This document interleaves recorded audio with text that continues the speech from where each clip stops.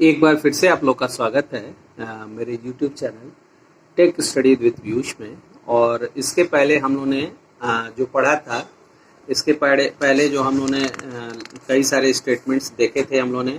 और if else statement, multiple if else, ladder के बारे में देखा गया था। इससे रिलेटेड हम लोगों ने कई क्वेश्चंस को देखा था। तो स्टेटमेंट फ्लो कंट्रोल में हमने देखा था सीक्वेंस, सिलेक्शन में if else, and if else के बाद जो थर्ड टाइप होता है दैट इज इटरेशन और लूपिंग स्टेटमेंट। ठीक है, तो लूपिंग स्टेटमेंट में दो तरह के लूप होते हैं, मेन इंपॉर्टेंट है। एक वाइल लूप है और दूसरा क्या है, फॉर लूप है। तो ये दोनों स्टेटमेंट पाइथन में बहुत इंपॉर्टेंट है। और हमने बताया भी था कि आपको सीक्वेंस, सिलेक्शन और iteration, these three type of statement used in every programming language, but in there is in iteration process. In Python language there is two type of statement. One is for loop, for statement or for loop, and second loop is while loop, which are generally used for iteration purpose or looping purpose. ठीक है, तो इस तरह से mainly जो होते हैं वो दो तरह के लूप पाइथन में यूज किए जाते हैं।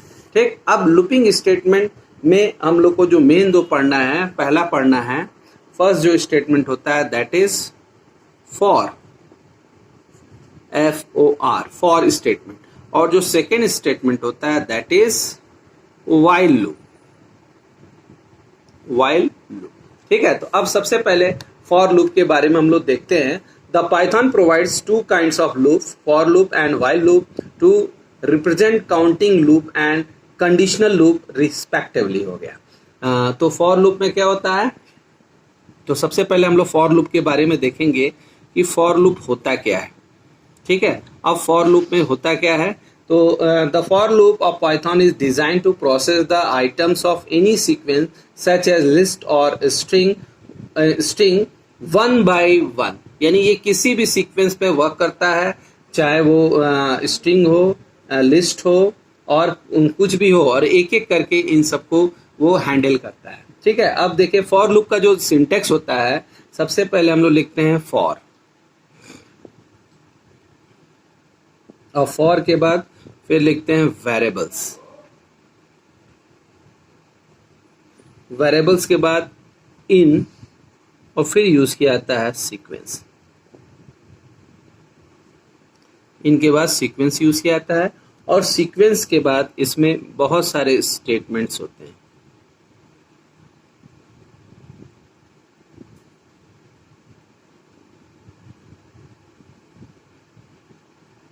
There are so many statements. Statement will be executed when the for loop get executed.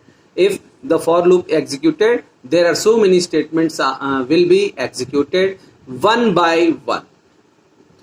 ठीक है, इस तरह से स्टेटमेंट यूज किए जाते हैं। तो ये इसका सिंटेक्स होता है फॉर वेरिएबल्स इन सीक्वेंस। अब हम लोग जानते हैं कि लूप के बारे में कॉन्सेप्ट होता है कि in loop, in while loop और in for loop there is a three type of statement. First one is initialisation, second one is conditional condition, and third one is iteration, third statement is increment or decrement statement. तो there are three types of statements in for loop. ठीक है, तो for loop में पहला जो होता है वो होता है इनिशियलाइजेशन, मतलब जहां से हमारा वैल्यू स्टार्ट हो रहा है। सेकेंड जो होता है वो होता है उसका कंडीशन क्या है, कंडीशन का मतलब कहां तक वो लूप जाएगा। और फिर उसमें लूप जाने में तीसरा जो स्टेटमेंट होता है या तो वो लूप इंक्रीमेंट होगा या वो लूप क्या करेगा, डिक्रीमेंट करेगा। तो इस तरह के तीन टाइप के लूप्स, मेन तीन तरह के सीक्वेंसेस होते हैं मेन लूप में माना गया है। ठीक है, अब इसी तरह से अब जब हम इस फॉर के में जब आगे बढ़ते हैं फॉर लूप में, तो अब फॉर में देखते हैं फॉर एग्जाम्पल। अगर हमको एक एग्जाम्पल लेते हैं, for X in, for X in, और अगर हमने वैल्यूज दे दिया है यहाँ पे ऐसे 10, 15, 20, 25। ठीक है, ऐसे हमने दे दिया। यानी ये जो स्क्वायर ब्रैकेट लग गया, इसका मतलब ये कौन सा एलिमेंट हो गया। स्क्वायर ब्रैकेट में हमने बताया था कि स्क्वायर ब्रैकेट अगर हम लगा देते हैं तो स्क्वायर ब्रैकेट का मतलब हो जाता है वो कि या तो वो स्क्वायर ब्रैकेट का मतलब क्या हो गया, स्क्वायर ब्रैकेट का मतलब हो गया कि वो लिस्ट है, और लिस्ट है और इसमें स्टेटमेंट जब लिखेंगे प्रिंट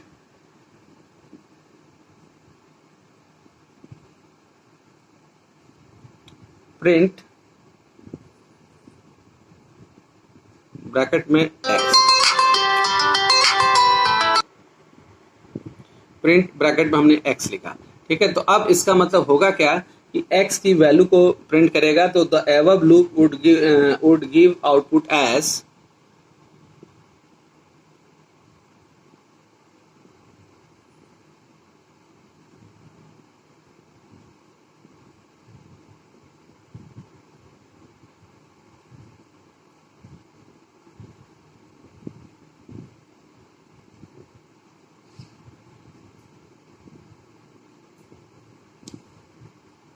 अब 10, 10, 15, 20 एंड 25 इस तरह का ये आउटपुट इसका आएगा। तो इस तरह के स्टेटमेंट्स द आउटपुट आएगा, ठीक है। अब इसमें फॉर लूप में जो होता है एक बहुत इंपॉर्टेंट चीज होती है, that is range.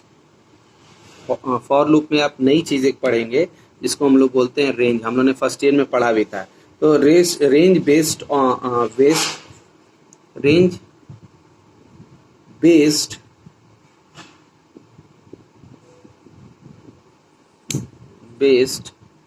For loop, ठीक है।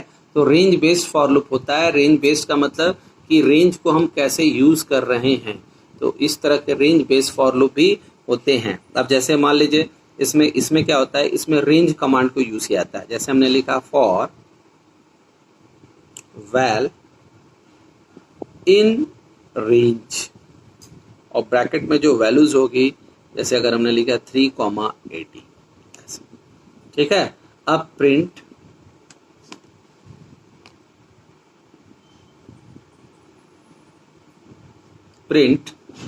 हमने किया वैल को प्रिंट किया, ठीक है। अब इसमें रेंज का मतलब ये क्या होता है कि रेंज का मतलब क्या हो गया कि ये जो वैल्यू है 3 जो लिखा हुआ है, in the above loop range 3,18 will first generate a list 3, 2, 3, 4, 5, 6, यानी ये जो 3 है ये हमारा स्टार्टिंग होता है, ये स्टार्ट होता है, यानी 3 से स्टार्ट होगा। ये जो होता है, ये वैल्यू लिखी हुई है, इसको हम बोलते हैं स्टॉप -1। ये क्या चीज होता है, स्टॉप -1 है, यानी ये जो वैल्यू आएगी वो स्टॉप माइनस क्या होगा, 1 होगा, यानी एक वैल्यू से कम हो जाती है। देन अब इस तरह से स्टार्ट होता है, ये होता है स्टॉप -1। तो यानी जब जैसे ही इस वैल्यू को लिखेंगे तो ठीक है, in the above loop range 3,18 will first generate a list 3, 4, 5, 6, up to 17 तक, with which for loop will work. We need not to define loop variable val above beforehand in a for loop हो गया, ठीक है। तो इस तरह से इसकी वैल्यू को हम क्या कर सकते हैं, तो अब इसकी जो वैल्यू प्रिंट करेगा, जो इसकी वैल्यू प्रिंट होगी वो वैल्यू प्रिंट होगी 3, 4, 5, 6, 7, 8, 9, 10, 11, 12, 13, 14, 15, 16, 17, क्योंकि ये हमेशा क्या होता है, स्टार्ट होगा ये, और यहाँ पे होगा स्टॉप -1, ठीक है। तो इस तरह से ये स्टॉप -1 पे वर्क करता है, स्टार्ट स्टॉप, ठीक है। अब इसी तरह से इसके 3 सीक्वेंस यूज किए जाते हैं, इसके 3 सीक्वेंस यूज किए जाते हैं। अगर रेंज में वैल्यू,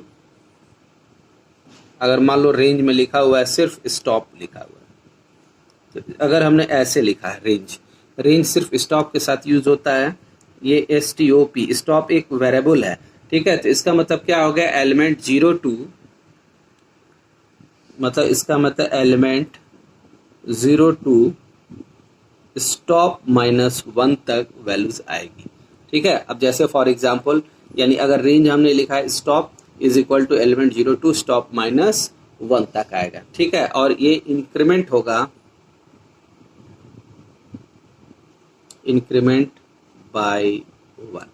ठीक, इंक्रीमेंट बाय क्या हो जाएगा, 1 हो जाएगा। जैसे फॉर एग्जाम्पल भी लिखते चलते हैं। जैसे मान लो लिखा हमने रेंज और यहाँ पे वैल्यू दे दी हमने 5, रेंज हमने वैल्यू 5 दे दी, यानी इसका मतलब क्या होगा, इसके जो एलिमेंट्स आएंगे वो आएगा 0, 1, 2, 3, 4 आएगा। ठीक है, ये सारे एलिमेंट्स आएंगे, क्योंकि हमने देखा अभी स्टॉप की वैल्यू, स्टॉप का मतलब एलिमेंट 0 टू स्टॉप -1 होता है, और इंक्रीमेंट बाय क्या होता है, 1 होता है। एक एक इंक्रीमेंट होता जाएगा। ठीक है, इसी तरह से अगर मान लीजिए रेंज के साथ अगर लिखा हुआ है इस तरह से,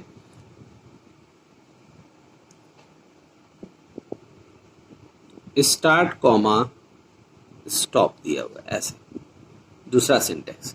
तो अब देखिए स्टार्ट कॉमा स्टॉप दिया हुआ है, इसका मतलब ये स्टार्ट होगा यहां से, तो element start to stop -1, start stop -1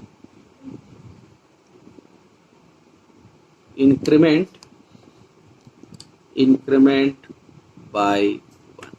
ठीक है, इंक्रीमेंट बाय क्या हो जाएगा, 1 हो जाएगा। जैसे फॉर एग्जांपल अगर मान लीजिए दिया हुआ है रेंज और यहाँ पे जो वैल्यूज दी है ये दिया है 5, 10 दिया हुआ है, 5, 10 दिया है। तो 5, 10 का मतलब क्या हो गया, चाहे 5, 10 का मतलब 5 से स्टार्ट होगा, यानी 5, 6, 7, 8, 9, और 10 का मतलब स्टॉप -1 होता है, तो यानी ये जो वैल्यू है स्टॉप -1 तक गई, इसका मतलब क्या हो जाएगा, 5, 6, 7, 8, 9 तक गया, और बाय डिफॉल्ट 1 का इंक्रीमेंट होता है। ठीक है, इसी तरह से अगर मान लीजिए दिया है ये 3 इसका मेन होता है, 3 रूल होते हैं, 3 स्टार, इसीलिए हम लोग ऐसे बता रहे हैं इसको। ठीक है, अब इसी तरह से अगर मान लीजिए रेंज में दिया हुआ है रेंज स्टार्ट स्टॉप और स्टेप दिया हुआ है, STEP स्टेप, STEP। अगर स्टेप वैल्यू दी हुई है तो स्टेप वैल्यू का मतलब कि हो जाएगा स्टेप, इसका मतलब हो जाएगा element start to stop -1, stop -1 increment by step value. Increment by क्या हो जाएगा, स्टेप हो जाएगा। यानी इसका मतलब क्या होगा, ये जो तीसरा फॉर्मेट होगा तो इसका मतलब ये हो जाएगा कि अगर हमने रेंज दिया है 5, 10 दे दिया है और स्टेप की वैल्यू क्या दे दी है, 2 दे दी है, यानी पहला हो जाएगा स्टार्ट, दूसरा हो जाएगा ये इस तरह से, ये स्टार्ट हो गया, स्टॉप हो गया, और तीसरा हो जाएगा स्टेप, यानी स्टार्ट स्टॉप एंड स्टेप। ठीक, इसका मतलब इसका जो आंसर आएगा, स्टार्ट हमारा हो जाएगा 5 से, और स्टेप वैल्यू 2 है, यानी 5 के बाद क्या आ जाएगा, 7 आ जाएगा, 7 के बाद क्या आ जाएगा, 9 आ जाएगा, और चूंकि 10 है तो 10 -1 यानी 9, यानी 5, 7, 9, इसका जो आंसर आएगा दैट इज 5, 7, 9 आ जाएगा। ठीक है, इसी तरह से कुछ consider some examples of range. ठीक है, कुछ एग्जांपल्स को देखते हैं। ठीक है, और भी एग्जांपल्स को देखते हैं। जैसे मान लीजिए ये सब फॉर लूप का बहुत जरूरी है आपको समझना, अगर समझ में आएगा तभी आगे समझ में भी आएगा। जैसे मान लीजिए रेंज और ब्रैकेट में हमने 7 दिया। ठीक है, तो अब हम जान रहे हैं यहाँ पे डायरेक्ट स्टॉप वैल्यू दी हुई है, यानी बाय डिफॉल्ट जो स्टार्ट होता है वो कहाँ से स्टार्ट होता है, 0 से, तो यानी 0, 1, 2, 3, 4, 5 एंड 6, यानी इसका जो आंसर आएगा 0, 1, 2, 3, 4, 5 एंड 6 आ जाएगा। ठीक है, इसी तरह से अगर हमने लिखा यहाँ पे रेंज और यहाँ पे लिखा है 5, 12, 5, 12 दिया हमने, इसका मतलब 5, 12 का मतलब स्टार्ट एंड स्टॉप -1 हो जाएगा, यानी 5, 6, 7, 8, 9, 10, 11, और स्टॉप -1 होगा यानी 12 होगा, तो 12 की जगह पे क्या हो जाएगा, 11 हो जाएगा। इसी तरह से अगर मान लीजिए हमने लिखा है रेंज 5, 13, 2 दिया हुआ, यानी स्टार्ट स्टॉप एंड स्टेप दिया हुआ, तीनों दिया हुआ है, स्टार्ट भी दिया है, स्टॉप भी दिया और स्टेप भी वैल्यू दिया है। तो यानी इसका मतलब क्या हो जाएगा, इसका मतलब ये हो जाएगा 5 से स्टार्ट होगा तो 5 और स्टेप वैल्यू 2 2 की है, यानी 5 2 7 2 9 11 अब 13 पे जब आएगा तो 13 माइनस 1 यानी 12 होगा। तो 12 पे जब आएगा तो 11 और 12 आ जाएगा, यानी ये 5 7 9 और 11 ही प्रिंट करेगा। यानी 2 का इंक्रीमेंट हो रहा है तो 5 to 7 हो गया, 7 to 9 हो गया, 9 to 11 हो गया, और 12 पे जैसे 13 पे जैसे जाएगा तो 13 पे 13 हो जाएगा, यानी 1 एक कम होना चाहिए। इसका मतलब क्या होगा, 13 पे जब आएगा ये तो एक कम आएगा, यानी 12 आ जाएगा, 12 तक ही जाएगा। इसी तरह से अगर मान लीजिए हमने लिखा रेंज 10,4, अब देखिए ये केस एकदम अलग हो गया, ये केस एकदम अलग है। अब यहाँ पे क्या है, यहाँ पे ये दे रहा है 10,4 है, यानी अब ये रिवर्स ऑर्डर में लूप को चला रहा है। रिवर्स को किस ऑर्डर में चला रहा है, रिवर्स ऑर्डर में चला रहा है। ठीक है, अब देखिए रिवर्स ऑर्डर में जब चलाएगा तो स्टार्ट वैल्यू हो गई 10 और स्टेप वैल्यू हो गई 4, लेकिन ये कितने का मतलब स्टार्ट वैल्यू हो गई 10 और स्टॉप वैल्यू जो हो गई वो 4 हो गई, तो 4 माइनस 1 यानी 3। अब कितने का इंक्रीमेंट होगा या कितने का डिक्रीमेंट होगा तो ये तो डिफाइन नहीं है, तो इसका मतलब यहाँ पे जो आंसर आएगा वो नो वैल्यू आएगा, कोई भी वैल्यू इसमें सेलेक्ट नहीं होगा, ये लूप हमारा सही नहीं चलेगा। लेकिन अगर हम इसी को इस तरह से लिखें, रेंज 10,4, -1, यानी ये बाय डिफॉल्ट 1 का इंक्रीमेंट करता है। बाय डिफॉल्ट क्या करेगा, 1 का इंक्रीमेंट करेगा, तो 10 से स्टार्ट होगा, तो 10 में 1 इंक्रीमेंट होगा तो 11 हो जाएगा, तो ये 4 आ रहा है, ये कभी नहीं आएगा, तो इनफाइनाइट हो सकता है, इसलिए नो वैल्यू आएगा। अब यहाँ पे हमने स्टार्ट स्टॉप और स्टेप लिखा, तो यानी अब ये क्या हो रहा है, 10 से स्टार्ट हो रहा है और ये 4 माइनस 1 यानी कहाँ तक जाएगा, 4 यहाँ तक जाएगा और एक एक का डिक्रीमेंट करेगा। 4 माइनस 1 यानी अब ये माइनस इसमें ऐड होता चला जाएगा। ठीक है, तो इसका मतलब 10 से स्टार्ट हुआ, फिर -1 है, 10 माइनस 1 यानी 9 हो गया, फिर 9 से क्या हो गया, एक कम हो गया, 8 हो गया, 8 से 7 हो गया, 7 से 6 हो गया, 6 से 5 हो गया। अब 5 से जब नीचे आएगा, चूंकि वो प्लस होता जाएगा ना, एक एक प्लस होता जा रहा है उसमें, और ये यहाँ पे जब हम लिखेंगे 4 आएगा तो 4 माइनस 1 फिर -1 यानी ये कैंसिल हो जाएगा, यानी 4 से एक कम यानी ये 5 तक ही आएगा। तो ये यहीं तक ये लूप चलता है। ठीक है, क्योंकि एक एक घटता जा रहा है, तो 10 माइनस 1 माइनस फिर 9 फिर -8 -7 -6 यानी इस तरह से ये घटता चलाएगा और ये कहाँ तक जाएगा, 5 तक ही जाएगा। तो इस तरह से हम किसी भी लूप को क्या कर सकते हैं, चेक कर सकते हैं, वो लूप के सीक्वेंस को प्रिंट कर सकते हैं और देख सकते हैं। ठीक है, इसी तरह से अगर मान लीजिए अगर हमने लिखा है रेंज 10,4, -2 कर दिया यहाँ पे हमने। अब देखिए 10,4, -2 कर दिया, तब क्या होगा, तो यानी पहला वैल्यू 10 प्रिंट करेगा, फिर क्या प्रिंट करेगा, 8 प्रिंट करेगा, फिर 6 प्रिंट करेगा, और 6 प्रिंट करने के पहले ही उसके बाद जैसे ही इधर जाएगा ये वैल्यू उसमें हो जाएगी, -2 है, तो यानी ये यहीं तक ये प्रिंट करेगा, 6 तक ही, ये 10, 8 और 6 की वैल्यू को ही प्रिंट करेगा। तो इस तरह से हम फॉर लूप को बना सकते हैं। ठीक है, अब हम लोग फॉर लूप का एक प्रोग्राम भी देख लेते हैं। अब फॉर लूप के प्रोग्राम में जैसे मान लीजिए प्रोग्राम है, write a program to print the table of any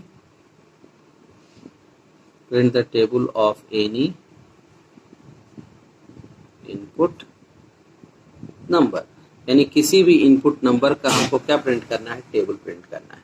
ठीक है, तो अब इसका टेबल जब प्रिंट करने के लिए हमको करना क्या पड़ेगा कि टेबल की क्या लॉजिक होती है। टेबल का मतलब अगर जैसे मान लो हमने अगर 2 का हमको टेबल प्रिंट करना है, तो टेबल की लॉजिक होती है 2 × 1 यानी 2 1 जा 2, इसे तो 2 2 जा 4, 2 3 जा 6, 2 4 जा 8।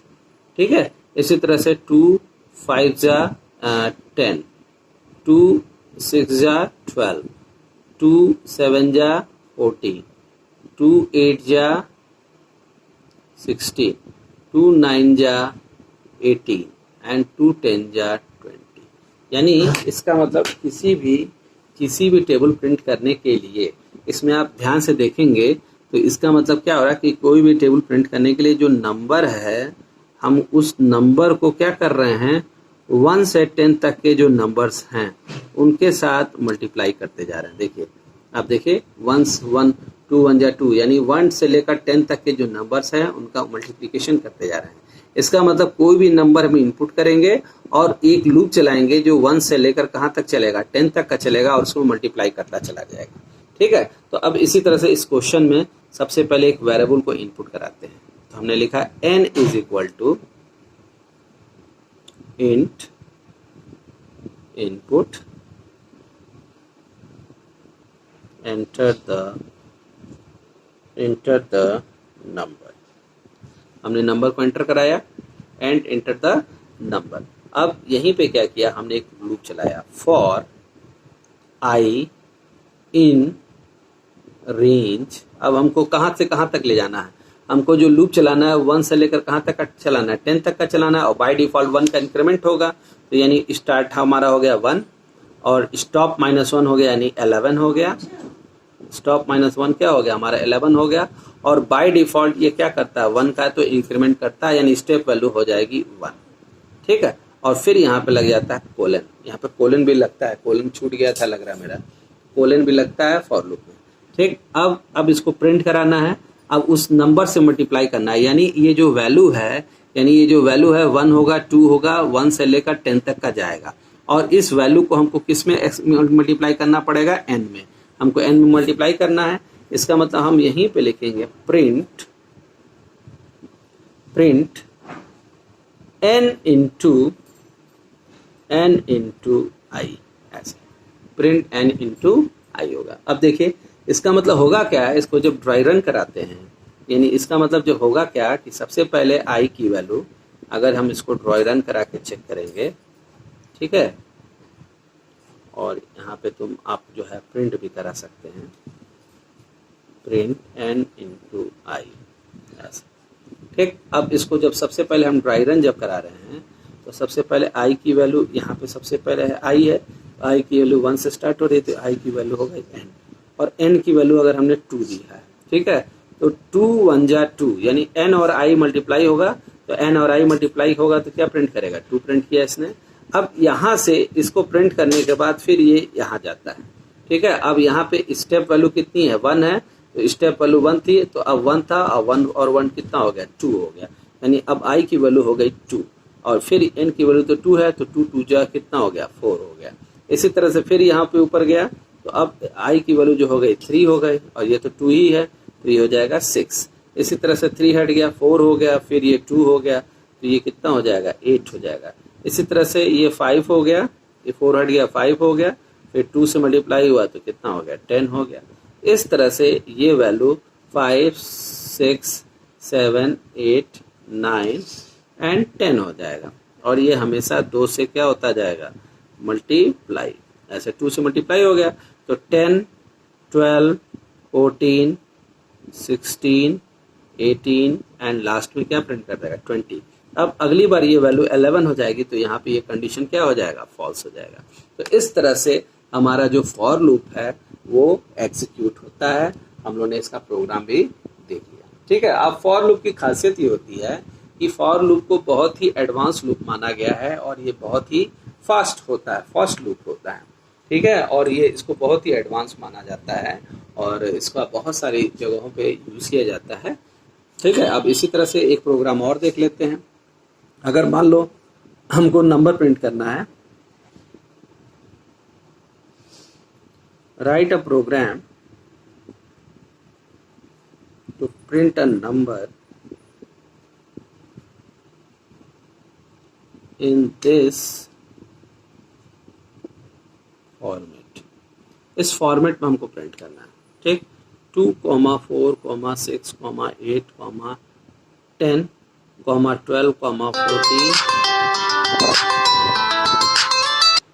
14, 16, 18, 20। इस फॉर्मेट में हमको अगर नंबर प्रिंट करना है, ठीक है, तो इस फॉर्मेट में अगर नंबर प्रिंट करना है, इसका मतलब 2 से स्टार्ट हो रहा है,